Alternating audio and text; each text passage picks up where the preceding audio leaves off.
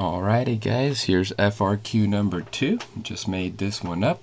After 1 hour t equals 1, Mr. Gonzalez gets 2 views. So right here in my table I have 1, 2 for that first point in time. Then after 4 hours, the video has 15 views. So 4 and then 15. If you have a quadratic question for FRQ2, they would give you a third point. But since this one's exponential, we see right here, the v of t model is a times b to the t power. And it's v of t because it's views over time. So let's go ahead and check this one out. For the first part of the FRQ, you're going to have to write down 2 equations. So you don't even need your calculator for this very first part. All we're going to do is sub in our views for v of t and our time for t. So my first equation here is going to be 2 views equals a times b to the first power. And then my second one is 15 views equals a times b to the fourth power. If you did not have your calculator and you didn't know how to run a regression at this point, you would have to figure out what a and b are by solving a system of equations here, which could be a little bit difficult. But I've got my data in here and I've got an exponential function, so I am going to go back to stat, calculate, and find my exponential regression. I'm showing you guys here using an older calculator, the TI-84 Plus, not the CE. When I click exponential regression, this is the only screen that it gives me. Normally you have a little bit more information. To store my equation, right here is where I put y1. If not, you would just do store reg equation and then put y1 there on the regular calculator. And I go ahead and do that, and bam, there it is. I have my a and my b. So you would just simply enter here a equals, that's 1.021. If I truncate, if you truncate that one, truncate the next one as well. Oh, I left my screen, no worries. Exponential regression again, store as y1. And b is 1.957. So make sure if I truncated the first one, this one has to get truncated as well, but no big deal because it doesn't even round up. And that would be part A. Just write the equations, run your regression. For part B, 1 and 2 are always going to be the same. So 1 is always going to be the same, I'm sorry, but 2 could actually be having different parts, and 3 can even have more different parts. So for 2, it's going to ask us to calculate the average rate of change from our 2 given points, and they want you to show your work. So I'm going to be doing here 15 views minus 2 views over the time 4 hours minus 1 hour. And I'm just going to show this here, that this is 13 over 3. And they're going to want that as a decimal approximation. So if you don't know what 13 over 3 is, just use your calculator, and that would give you 4.333. And that would be my average rate of change, and this is views per hour. The question would have that written in it as well. So I'm not putting too much details here, just the main point of what you need to know and the work. Part 2 could ask us to either interpret that or use the average rate of change to make a prediction. So if I want to interpret it, it's quite simple. I would say here, since that is a positive rate of change, I would say the number of views increases by 4.333 views per hour from t equals 1 to t equals 4, right? We have to put the context there of where these values are coming from. If we want to use that to make a prediction, this is where you're going to be running a second regression. So because I only have 2 points of data, I don't have to worry about it. Right? I only got 2. If this was a quadratic, we would have to get rid of the third one that we don't want to use. Because what I'm going to do now is run a linear regression. That's the first one right there. AX plus B. Don't do this one, A plus BX, right? Do the first one, AX plus B. Again, I'm using this older calculator. I am going to store this as Y2. That's where I'm going to put it. And there's my equation. So we call that the secant line. So in my work, I'm going to show the equation of the secant line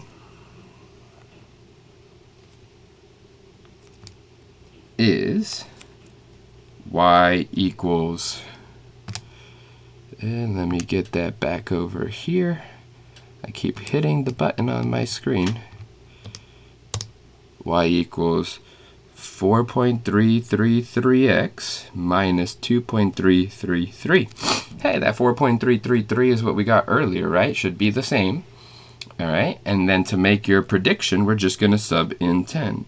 So y equals 4.333 times 10 minus 2.333.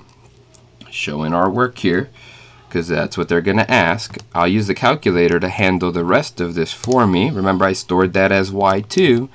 So I'm going to do y2, and that equals 41. So in my work here, I would say that after 10 hours, the video has 41 views. But that's just using the average rate of change, not the actual model itself. So you got to be careful. If you by accident would have used Y110, you would get 843 views. And there's a big difference here, and that's what the third part is going to be tackling, is what is going on to these graphs. So part B3 will have a few options. Will the predictions from the average rate of change be greater or less than VT between 1 and 4, or greater than 4? So within that interval, that would be the first possibility. If I look at my window here, my values here, as I see, they're getting quite large. As we saw, the prediction was 41. I'm going to change that to 50 for my Y max, just so I get a better view of what's going on here on the graph. And as you can see, there's my exponential model, and then now comes the secant line. And this is where we can predict what's going on. The secant line has greater values from here to here. That's 1 to 4. So this one here would be greater. But after 4, the secant line is going to be less. You could visually see that. So greater in that one and less in the other. And the reason for both of these is the same. The average rate of change is constant, while V of t is increasing at an increasing rate.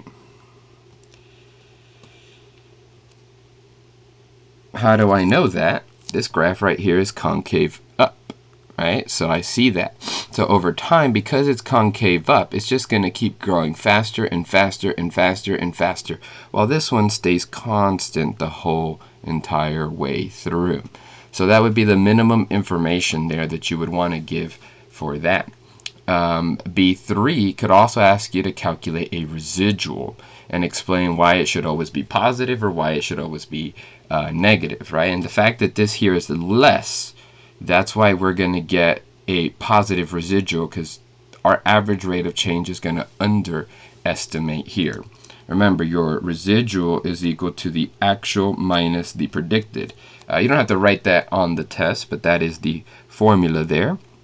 So if I want to do my residual, I would just come back here and I would do my actual, which is y1, 6, minus my predicted average rate of change, that's y2, 6. And that would be 33.806. So the residual is 33.806 at t equals 6. And why is this always going to be positive? For this very same reason. The average rate of change is constant while the other one is increasing at an increasing rate. So you're going to be getting those larger and larger values the further you go. And then finally, part C, so these last two parts, B, 3, and C, are definitely going to be the challenge here on this FRQ, is the model of V of t is good until the views reach 1,000. At what value of t does the model fail? So remember, in our calculator, y1 is V of t. So we want to figure out when that one is going to exceed 1,000. And we could be a little smart here, create a table, and just go and looking at y1. So right here at 7, we're at 112. At 8, we're at 220. At 9, we're at 431. At 10, we're at 843. And then at 11, we're over 1,000. So we can use that to say at t equals 10, the model predicts 843 views. When t is greater than 10, the model predicts over 1,000 views.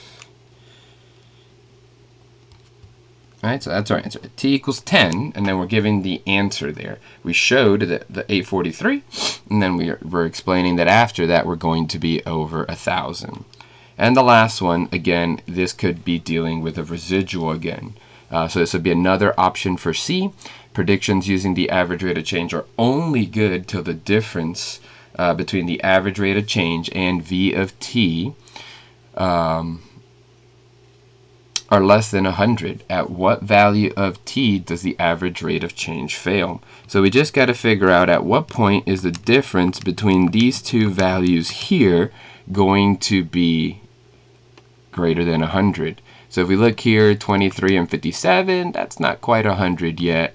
112 and 28, that's not quite 100 yet. And then right here, 220 and 32, that is a lot more than 100. So we would be able to show with that. If you want to have the actual residuals themselves, we can make some calculations here. So I could do alpha f1 and then do 7 minus alpha f2, 7, and show, okay, that was 84. That's still fine. And then if I just copy that and switch them both to 8, then I have the other one. So we can put here the residual at t equals 7 is 84.5.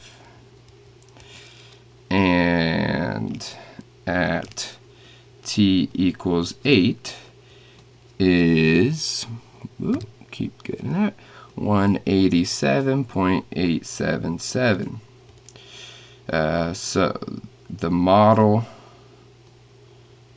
from the average rate of change fails when t is greater than 7. And there you have it, folks, FRQ2.